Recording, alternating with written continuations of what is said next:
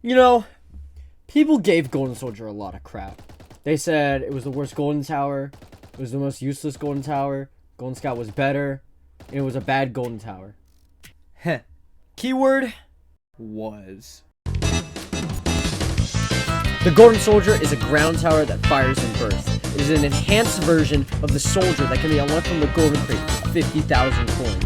It is a relatively inexpensive tower that can be effectively used in the early waves. Also, the Golden Soldier can target flying enemies, and by level 2, it gains the ability to detect hidden ones.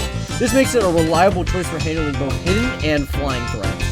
Why am I bringing this up now, though? I clearly explained this 2 years ago, didn't I?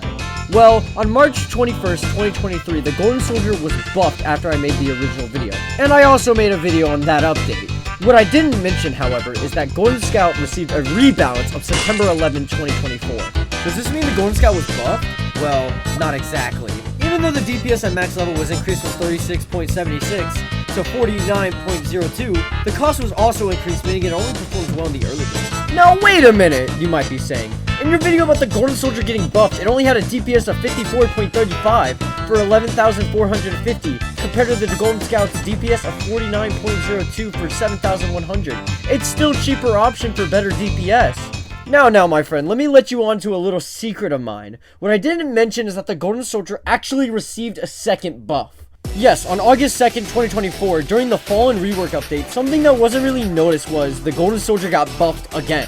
Even though he became slightly more expensive, his max DPS went from 54.35 to 92.59 with a burst of 30! Plus, he's still relatively cheap in the early game, meaning you can use him for early to mid-game DPS instead of just the early game. This also makes him a solid sub-DPS once you maxed out your max DPS towers.